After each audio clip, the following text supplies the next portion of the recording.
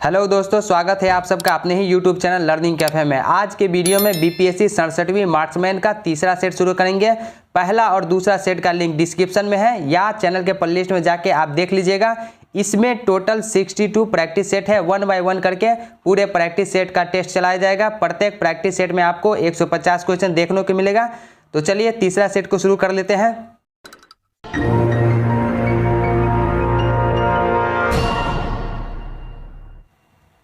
पहला क्वेश्चन देखिए, पहला ईरानी शासक जिसने भारत के कुछ भाग को अपने अधीन किया था, कौन था वो शासक?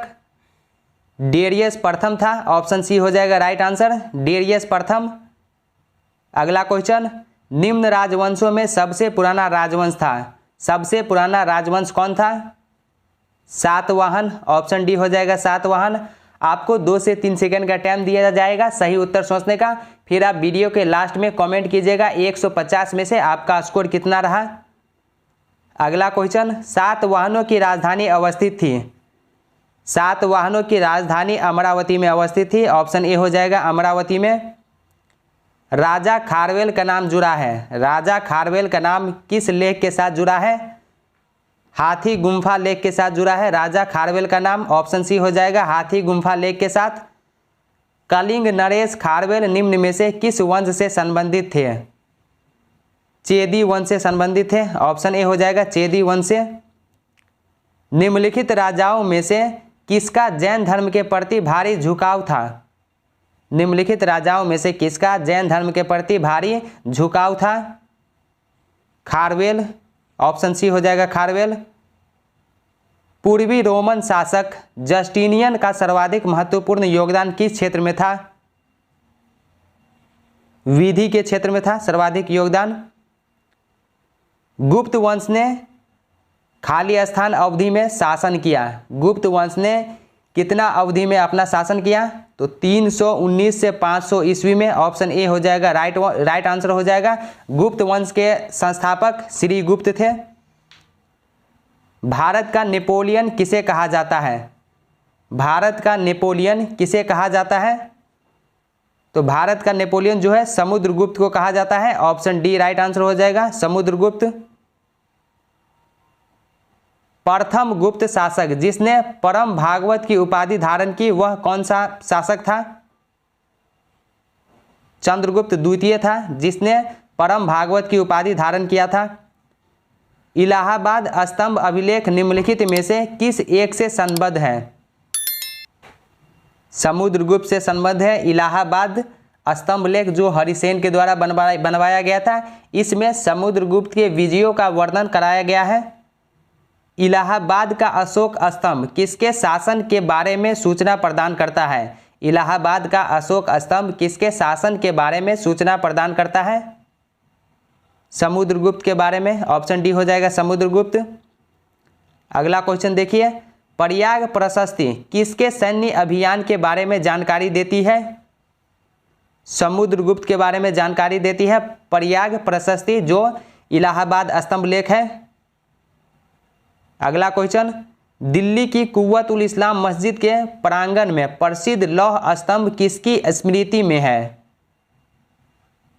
चंद्र की स्मृति में है। ऑप्शन बी हो जाएगा चंद्र। अगला क्वेश्चन देखिए, कौन सा राजवंश हूनों के आक्रमण से अत्यंत विचलित हुआ? कौन सा राजवंश है जो हूनों के आक्रमण से अत्यंत विचलित हुआ? तो गुप्त राजवंश। ऑप्शन सी हो जाएगा गुप्त वंश। हूनों ने भारत पर आक्रमण किया था, हूनों ने भारत पर किसके शासन काल में आक्रमण किया था? स्कंदगुप्त के शासन काल में आक्रमण किया था। ऑप्शन सी हो जाएगा स्कंदगुप्त के शासन काल में। अगला क्वेश्चन, निम्नलिखित में से किस गुप्त शासक ने हूनों पर विजय प्राप्त की? स्कंदगुप्त ने। शक विजेता किसे माना जाता है? शक विजेता चंद्रगुप्त द्वितीय को माना जाता है। ऑप्शन सी हो जाएगा शक विजेता चंद्रगुप्त द्वितीय को माना जाता है। गुप्त काल में उत्तर भारतीय व्यापार निम्नलिखित में से किस एक पत्तन से संचालित होता था? ताम्रलिप्ति से संचालित होता था। ऑप्शन ए हो जाएगा ताम्रलिप्ति। अगला क्वेश्चन, गुप्त काल में गुजरात, बंगाल, दक्कन एवं तमिल राष्ट्र में स्थित केंद्र किससे संबंधित थे? वस्त्र उत्पादन से संबंधित थे। ऑप्शन ए हो जाएगा वस्त्र उत्पादन से।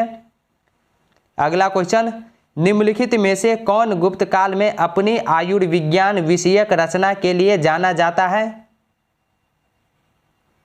सुश्रुत जाना जाता है। ऑप्शन डी हो जाएगा सुश्रुत। नेक्स्ट क्वेश्चन, निम्नलिखित में से किसका प्राचीन भारत के आयुर्वेद शास्त्र से संबंध नहीं है? निम्नलिखित में से किसका प्राचीन भारत के आयुर्वेद शास्त्र से संबंध नहीं है?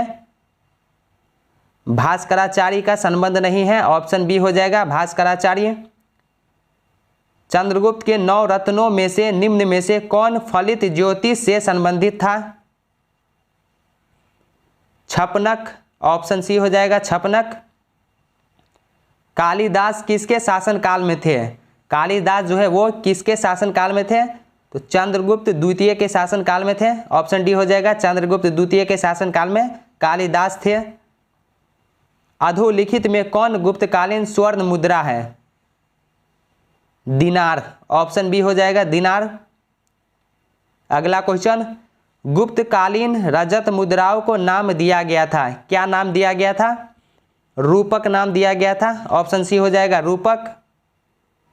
निम्नलिखित में से किस गुप्त शासक ने सर्वप्रथम सिक्के जारी किए? चंद्रगुप्त प्रथम ने सबसे पहले सिक्के जारी किए। ऑप्शन ए हो जाएगा। अगला क्वेश्चन देखिए, गुप्त काल में लिखित संस्कृत नाटकों में स्त्री और शूद्र बोलते थे। स्त्री और शूद्र जो है वो कौन सी भाषा बोलते थे? प्राकृत भाषा बोलते थे। बाल विवाह की प्रथा आरंभ हुई। बाल विवाह की प्रथा कब आरंभ हुई? कुषाण काल में आरंभ हुई। ऑप्शन बी हो जाएगा कुषाण काल में। सती प्रथा का प्रथम अभिलेखित साक्ष्य प्राप्त हुआ है। कहाँ से प्राप्त हुआ है? एरन से प्राप्त हुआ है। ऑप्शन ए एरन से प्राप्त हुआ है। गुप्त संवत की स्थापना किसने की? गुप्त संवत की स्थापना जो है वो किसने की? चंद्रगुप्त प्रथम ने की। नगरों का क्रमिक पतन किस काल की एक महत्वपूर्ण विशेषता थी? नगरों का क्रमिक पतन किस काल की एक महत्वपूर्ण विशेषता थी? गुप्त काल की एक महत्वपूर्ण विशेषता थी नगरों का पतन। नगरों का क्रमिक पतन जो है गुप्त काल की एक महत्वपूर्ण विशेषता थी। अगला क्वेश्चन देखिए, किस शासक वंश ने मंदिरों एवं ब्राह्मणों को सबसे अधिक ग्राम अनुदान में दिया था? गुप्त वंश ने। ऑप्शन ए हो जाएगा गुप्त वंश। नेक्स्ट क्वेश्चन, प्राचीन भारत में किस वंश का शासनकाल स्वर्ण युग कहा जाता है? गुप्त वंश। प्राचीन काल में गुप्त वंश के शासन काल को स्वर्ण युग कहा जाता है। अगला क्वेश्चन देखिए, क्वेश्चन नंबर 35, गुप्त युग में भूमि राजस्व की दर क्या थी? उपज का छठा भाग। गुप्त युग में भूमि राजस्व का जो दर थी उपज का छठा भाग था। अगला क्वेश्चन देखिए, धर्मशास्त्रों में भू राजस्व की दर क्या है? धर्मशास्त्रों में भू राजस्व की दर जो है वो क्या है? 1/6। Option C 1/6। हिंदू विधि द्वारा मान्य कर कितना था? उपज का छठा भाग। ऑप्शन बी हो जाएगा उपज का छठा भाग। प्राचीन भारत में सिंचाई कर को कहते थे। प्राचीन भारत में सिंचाई कर को क्या कहते थे? विदक भागम कहते थे। ऑप्शन ए हो जाएगा विदक भागम। 3री शताब्दी में वारंगल प्रसिद्ध था। 3री शताब्दी में वारंगल किस चीज़ के लिए प्रसिद्ध था? लोहे के यंत्रों या उपकरणों हेतु 3री शताब्दी में वारंगल जो था वो लोहे के यंत्रों के लिए प्रसिद्ध था। ऑप्शन सी हो जाएगा। तोड़मान किस जातीय दल का था? तोड़मान किस जातीय दल का था? हून का था। ऑप्शन बी हो जाएगा हून। कहा जाता है कि शतरंज का खेल उद्भूत ओरिजिनेटेड हुआ है। किस देश में ओरिजिनेटेड हुआ है? भारत में हुआ है। ऑप्शन डी हो जाएगा भारत में। अगला क्वेश्चन देखिए, सांख्य दर्शन प्रतिपादित किया गया। सांख्य दर्शन जो है ये किसके द्वारा प्रतिपादित किया गया? कपिल के द्वारा प्रतिपादित किया गया। सांख्य दर्शन जो है ये कपिल के द्वारा प्रतिपादित किया गया। पतंजलि के द्वारा योग दर्शन प्रतिपादित किया गया। योग दर्शन जो है वह पतंजलि के द्वारा प्रतिपादित किया गया। गौतम के द्वारा न्याय दर्शन प्रतिपादित किया गया। अगला क्वेश्चन देखिए, योग दर्शन के प्रतिपादक हैं। योग दर्शन के प्रतिपादक कौन है? पतंजलि है। योग दर्शन के प्रतिपादक पतंजलि है। महाभाष्य के लेखक पतंजलि समसामयिक थे। महाभाष्य के लेखक पतंजलि जो थे वो किसके समकालीन थे?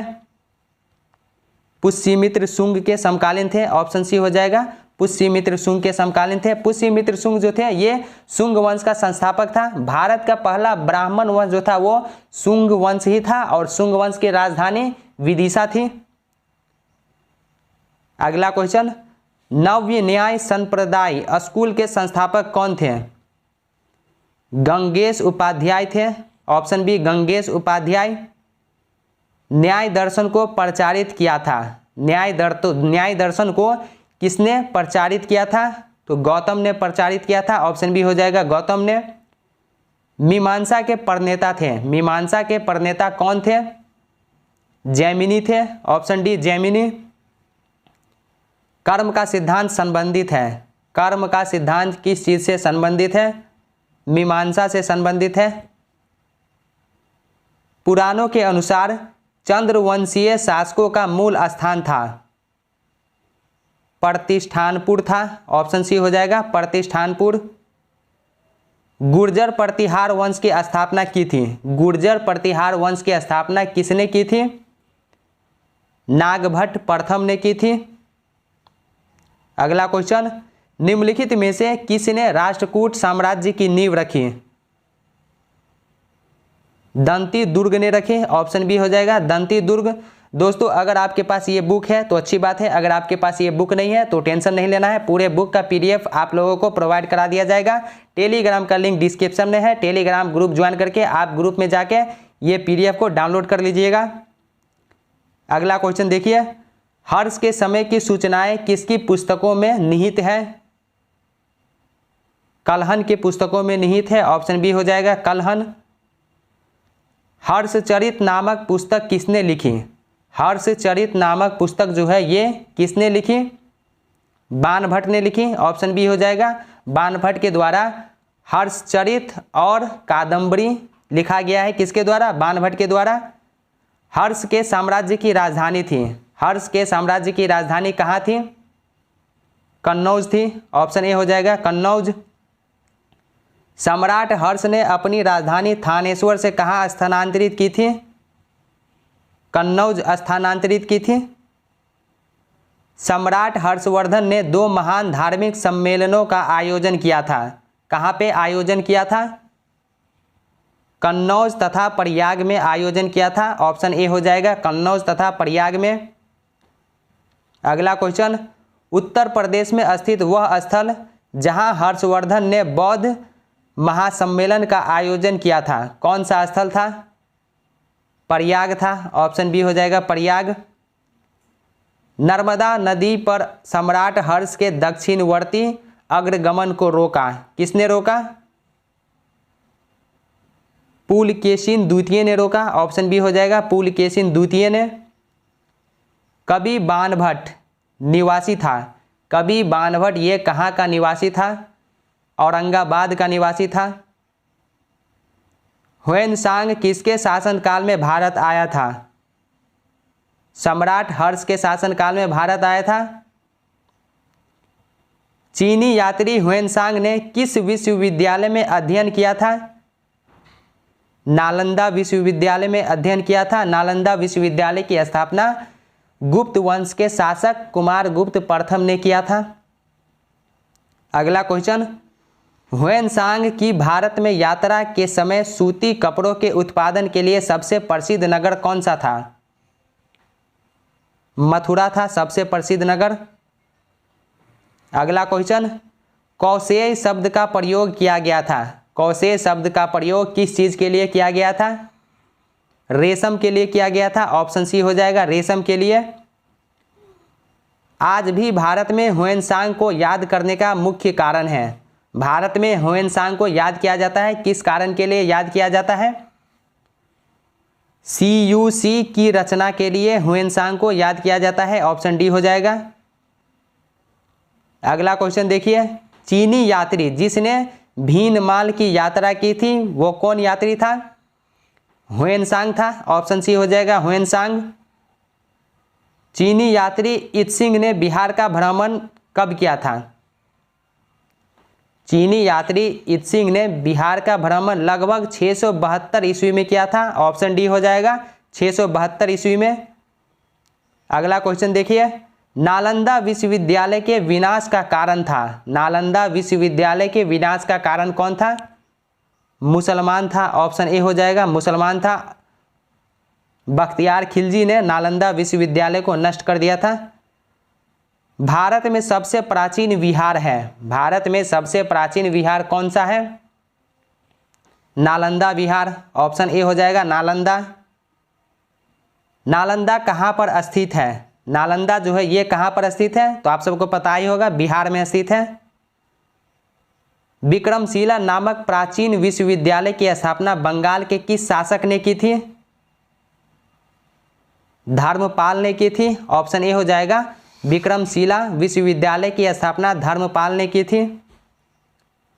विक्रमशिला महाविहार की स्थापना किस वंश के द्वारा करवाई गई थी? विक्रमशिला महाविहार की स्थापना किस वंश के शासक द्वारा करवाई गई थी? पाल वंश के शासक के द्वारा करवाई गई थी।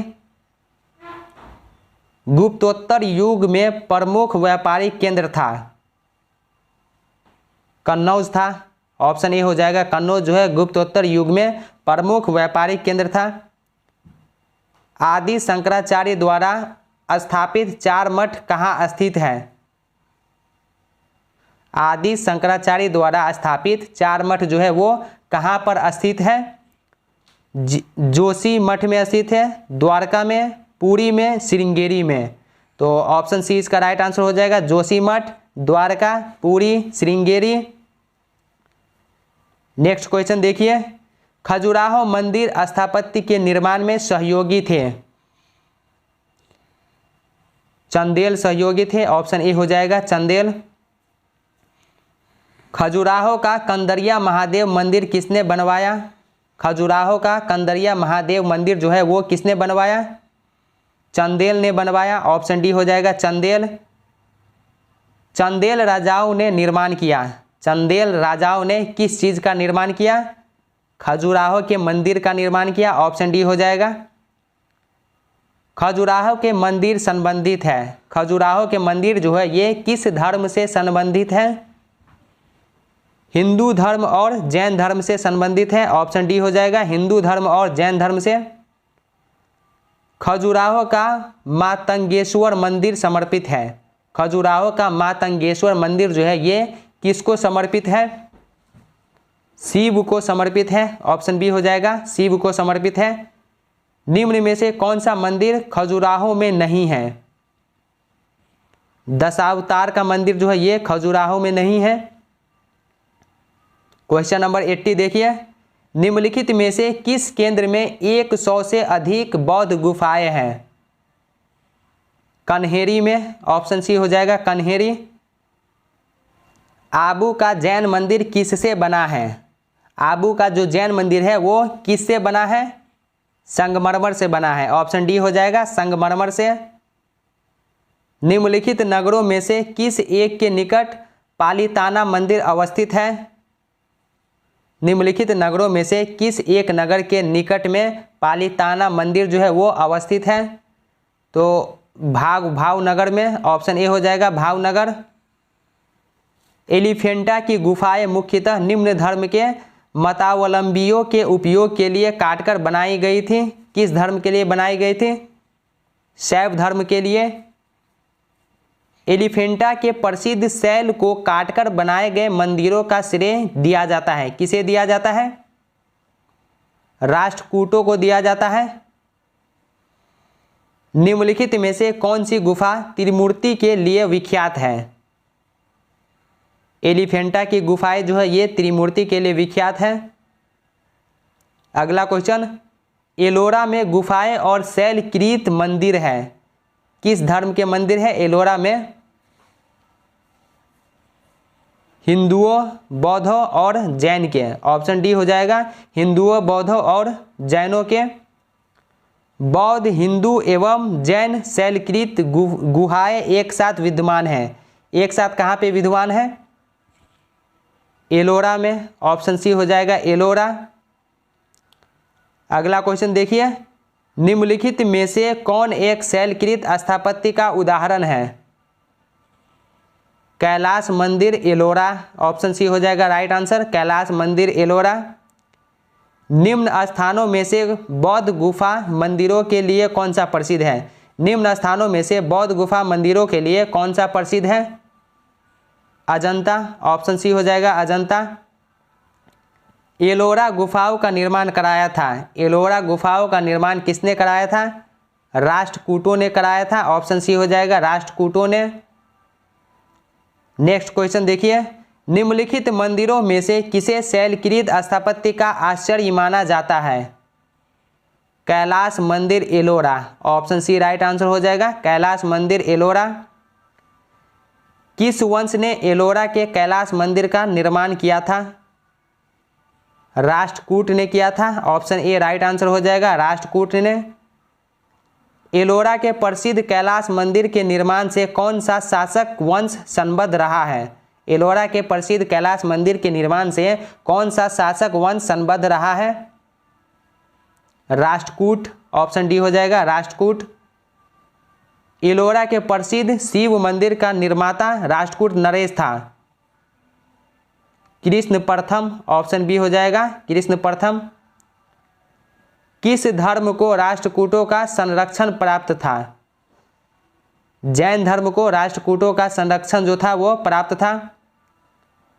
अजंता एवं एलोरा की गुफाएं किस नगर में स्थित है? अजंता एवं एलोरा की गुफाएं जो है वो किस नगर में अवस्थित है? औरंगाबाद में अवस्थित है। अजंता और एलोरा गुफाएं हैं, अजंता एवं एलोरा गुफाएं जो वो कहाँ पर है? तो महाराष्ट्र में है। ऑप्शन सी हो जाएगा महाराष्ट्र में। कोणार्क का सूर्य मंदिर किसने बनवाया था? नरसिंह देव वर्मन ने बनवाया था। ऑप्शन ए हो जाएगा, कोणार्क का सूर्य मंदिर नरसिंह देव वर्मन ने बनवाया था। निम्नलिखित में से किसे काला श्याम पेगोडा के नाम से जाना जाता है? कोणार्क के सूर्य मंदिर को। ऑप्शन सी हो जाएगा कोणार्क का सूर्य मंदिर। ब्लैक पगोडा कहाँ है? ब्लैक पेगोडा जो है वो कहाँ है? कोणार्क में। ऑप्शन बी हो जाएगा कोणार्क। निम्नलिखित में से कौन सा सूर्य मंदिर है? कोणार्क मंदिर। ऑप्शन सी हो जाएगा कोणार्क मंदिर। मोढेरा का सूर्य मंदिर किस राज्य में स्थित है? गुजरात में स्थित है। ऑप्शन बी हो जाएगा गुजरात में। लिंगराज मंदिर अवस्थित है, लिंगराज मंदिर जो है कहाँ पर अवस्थित है? भुवनेश्वर में अवस्थित है लिंगराज मंदिर। उड़ीसा में नष्ट होने से बचे निम्नांकित मंदिरों में सर्वाधिक बड़ा और सबसे ऊंचा मंदिर कौन है? लिंगराज मंदिर। ऑप्शन सी हो जाएगा लिंगराज मंदिर। जगन्नाथ मंदिर किस राज्य में है? जगन्नाथ मंदिर जो है वो किस राज्य में है? उड़ीसा में है। ऑप्शन बी हो जाएगा उड़ीसा में। अंकोरवाट का विष्णु मंदिर कहाँ स्थित है? कंबोडिया में। ऑप्शन सी अंकोरवाट का विष्णु मंदिर कंबोडिया में स्थित है। पशुपतिनाथ मंदिर किस देश में स्थित है? नेपाल में। द्रविड़ शैली के मंदिरों में गोपुरम से तात्पर्य है तोरण के ऊपर बने अलंकृत एवं बहुमंजिला भवन। ऑप्शन डी हो जाएगा सही उत्तर, तोरण के ऊपर बने अलंकृत एवं बहुमंजिला भवन से। अगला क्वेश्चन देखिए, चट्टानों को काटकर महाबलीपुरम का मंदिर किसके द्वारा बनवाया गया? पल्लव के द्वारा बनवाया गया। प्राचीन नगर तक्षशिला निम्नलिखित में से किनके बीच स्थित है?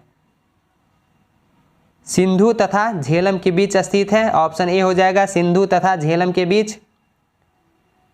अगला क्वेश्चन, सोनगिरी का ऐतिहासिक दिगंबर जैन तीर्थ स्थल स्थित है। कहाँ पर स्थित है?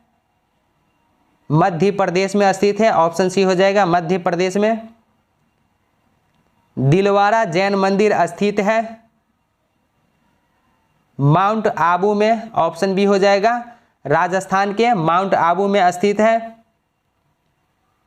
दिलवारा जैन मंदिर कहाँ स्थित है? तो राजस्थान के माउंट आबू में स्थित है। प्रसिद्ध विरूपाक्ष मंदिर कहाँ अवस्थित है? हम्पी में। प्रसिद्ध विरूपाक्ष मंदिर हम्पी में अवस्थित है। प्रसिद्ध नैमिषारण्य तीर्थ निम्न जनपदों में से किस एक में उपस्थित है? प्रसिद्ध नैमिषारण्य तीर्थ निम्न जनपदों में से किस एक में उपस्थित है? सीतापुर में। ऑप्शन सी हो जाएगा सीतापुर में। अगला क्वेश्चन देखिए, चालुक्य वंश का सबसे महान शासक कौन था? चालुक्य वंश का सबसे महान शासक कौन था? पुलकेशिन द्वितीय। ऑप्शन सी हो जाएगा पुलकेशिन द्वितीय। चालुक्यों की राजधानी कहाँ थी? वतापी थी। ऑप्शन ए हो जाएगा वतापी। कवि कालिदास के नाम का उल्लेख किसमें हुआ है? कवि कालिदास के नाम का उल्लेख किसमें हुआ है? ऐहोल के उत्कीर्ण लेख में। ऑप्शन बी सही उत्तर हो जाएगा। ऐहोल के उत्कीर्ण लेख में कालिदास का नाम उल्लेख हुआ है। अगला क्वेश्चन, चोलों का राज्य किस क्षेत्र में फैला था? चोलों का राज्य किस क्षेत्र में फैला था? कोरोमंडल तट दक्कन के कुछ भाग में। ऑप्शन डी हो जाएगा कोरोमंडल तट और दक्षिण दक्कन के कुछ भाग में। अगला क्वेश्चन देखिए, चोलों की राजधानी थी। चोलों की राजधानी कहाँ थी? तंजौर थी। ऑप्शन डी हो जाएगा चोलों की राजधानी तंजौर थी। चोल युग निम्न के लिए प्रसिद्ध था। चोल युग किस चीज के लिए प्रसिद्ध था? ग्रामीण सभाएं के लिए प्रसिद्ध था। किस दक्षिण भारतीय राज्य में उत्तम ग्राम प्रशासन था? चोल। ऑप्शन सी हो जाएगा चोल। नेक्स्ट क्वेश्चन, चोलों के अधीन ग्राम प्रशासन के बहुत से ब्यौरे जिन शिलालेखों में हैं वे कहाँ हैं? उत्तर मेरूर में। ऑप्शन डी हो जाएगा उत्तर मेरूर में। चोल काल में निर्मित नटराज की कांस्य प्रतिमाओं में देवाकृति प्रायः कैसा है? चोल काल में निर्मित नटराज की कांस्य प्रतिमाओं में देवाकृति जो है वो कैसा है? चतुर्भुज है। ऑप्शन सी हो जाएगा चतुर्भुज। निम्नलिखित में से किसको दक्षिण भारत के विशेषकर चोल युग के स्थापत्यों की विश्व में श्रेष्ठतम प्रतिमा रचना माना जाता है? किसे माना जाता है? नटराज को माना जाता है। ऑप्शन बी सही उत्तर हो जाएगा नटराज। अगला क्वेश्चन देखिए, नटराज की प्रसिद्ध कांस्य मूर्ति किस कला का उदाहरण है? चोल कला का उदाहरण है। ऑप्शन ए राइट आंसर हो जाएगा। नटराज की प्रसिद्ध मूर्ति जो है वो चोल कला का उदाहरण है। अगला क्वेश्चन देखिए, महाबलीपुरम के रथ मंदिरों का निर्माण किसने करवाया था? नरसिंह वर्मन प्रथम ने करवाया था।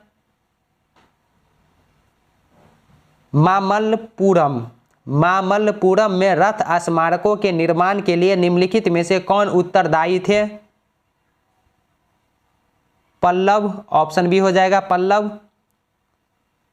निम्नलिखित में से कौन सा रथ मंदिर सबसे छोटा है? निम्नलिखित में से कौन सा रथ मंदिर सबसे छोटा है?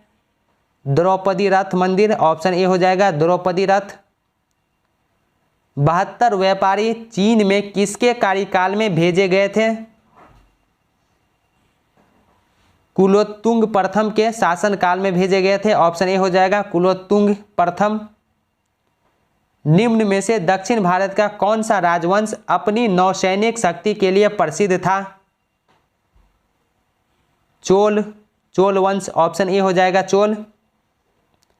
निम्नांकित राजवंशों में से किसके शासक अपने शासनकाल में ही अपना उत्तराधिकारी घोषित कर देते थे? चोल वंश, ऑप्शन बी हो जाएगा चोल। निम्नलिखित चोल शासकों में जिसने बंगाल की खाड़ी को चोल झील का स्वरूप प्रदान कर दिया वह कौन था? राजेंद्र प्रथम था, ऑप्शन बी हो जाएगा राजेंद्र प्रथम। अगला क्वेश्चन, गंगैकोंड चोलपुरम, गंगैकोंड चोलपुरम की स्थापना किसने की थी? राजेंद्र प्रथम ने की थी, ऑप्शन सी हो जाएगा राजेंद्र प्रथम ने। चोल राजाओं में किस एक ने सीलोन पर विजय प्राप्त की थी? राजेंद्र प्रथम ने सीलोन पर विजय प्राप्त की थी। वह चोल राजा कौन था जिसने श्रीलंका को पूर्ण स्वतंत्रता दी और सिंहल राजकुमार के साथ अपनी पुत्री का विवाह कर दिया था? कुलोत्तुंग प्रथम ने, ऑप्शन ए हो जाएगा कुलोत्तुंग प्रथम। अगला क्वेश्चन देखिए, शिलप्पाधिकारम का लेखक था, शिलप्पाधिकारम का लेखक कौन था? इलंगो था, ऑप्शन ए हो जाएगा इलंगो। निम्नलिखित में से कौन सा बंदरगाह पोर्टुगे के नाम से दी पेरिप्लस ऑफ द एरिथ्रियन सी के लेखक को ज्ञात था? अरिका मेडू, ऑप्शन ए हो जाएगा अरिका मेडू। अगला क्वेश्चन, रोमन बस्ती कहाँ से प्राप्त हुई है? रोमन बस्ती कहाँ से प्राप्त हुई है? अरिका मेडू से प्राप्त हुई है, ऑप्शन बी हो जाएगा अरिका मेडू। अगला क्वेश्चन, निम्नलिखित राजवंशों में से किसका उल्लेख संगम साहित्य में नहीं हुआ है? कदंब का, ऑप्शन बी हो जाएगा, ऑप्शन ए हो जाएगा कदंब। निम्नलिखित में से कौन एक तमिल देश के संगम युग का राजवंश नहीं था? निम्नलिखित में से कौन एक तमिल देश के संगम युग का राजवंश नहीं था? पल्लव, ऑप्शन सी पल्लव हो जाएगा। नेक्स्ट क्वेश्चन, धार्मिक कविताओं का संकलन कूरल किस भाषा में है? तमिल भाषा में है। निम्नलिखित में से कौन तमिल रामायणम या रामावतारम का लेखक था? कण्वन था। निम्नलिखित में से कौन सा एक प्राचीन भारत में व्यापारियों का निगम था? मणिग्रामम, ऑप्शन डी हो जाएगा मणिग्रामम। दक्षिणी भारत का प्रसिद्ध तक्कोलम का युद्ध हुआ था। दक्षिण भारत का प्रसिद्ध तक्कोलम का युद्ध किनके बीच हुआ था? चोल एवं राष्ट्रकूटों के बीच हुआ था, ऑप्शन बी हो जाएगा सही उत्तर चोल एवं राष्ट्रकूटों के मध्य हुआ था। अगला क्वेश्चन देखिए, चोल साम्राज्य को अंततः किसने समाप्त किया? मलिक काफूर ने किया, ऑप्शन डी हो जाएगा मलिक काफूर ने। अगला क्वेश्चन, संगम युग में उरैयूर किस लिए विख्यात था? कपास के व्यापार का महत्वपूर्ण केंद्र था। संगम युग में उरैयूर जो था वो कपास के व्यापार का महत्वपूर्ण केंद्र था। अगला क्वेश्चन, पांड्य राज्य की जीवन रेखा कौन सी नदी थी? वेंगी नदी थी, ऑप्शन डी हो जाएगा वेंगी नदी। दोस्तों ये बीपीएससी 67वीं मार्क्समैन का तीसरा सेट है। पहला और दूसरा सेट का लिंक डिस्क्रिप्शन में मिल जाएगा या चैनल के प्लेलिस्ट में जाके आप देख लीजिएगा। अगला क्वेश्चन देखिए, संगम कालीन साहित्य में कोन, को एवं मन्नन किसके लिए प्रयुक्त होते थे? राजा के लिए प्रयुक्त होते थे, ऑप्शन डी हो जाएगा राजा के लिए। तृतीय संगम हुआ था, तृतीय संगम कहाँ हुआ था? मदुरई में हुआ था, ऑप्शन सी हो जाएगा राइट आंसर मदुरई में हुआ था। दोस्तों अगर आप ये पीडीएफ लेना चाहते हैं तो डिस्क्रिप्शन में टेलीग्राम का लिंक है, टेलीग्राम ग्रुप ज्वाइन करके आप पीडीएफ को डाउनलोड कर लीजिएगा। आज के वीडियो में तीसरा सेट को कंप्लीट कर लिया है। यहाँ पे वीडियो बढ़िया लगा हो तो वीडियो को लाइक शेयर कीजिए। चैनल पर पहली बार है तो सब्सक्राइब करने के साथ साथ नोटिफिकेशन बेल को दबा के ऑल पे क्लिक कीजिए ताकि आने वाले वीडियो का नोटिफिकेशन सबसे पहले आप तक पहुँचे। तो चलिए अब मिलते हैं नेक्स्ट वीडियो में चौथा सेट के साथ। तब तक के लिए बाय बाय, टेक केयर।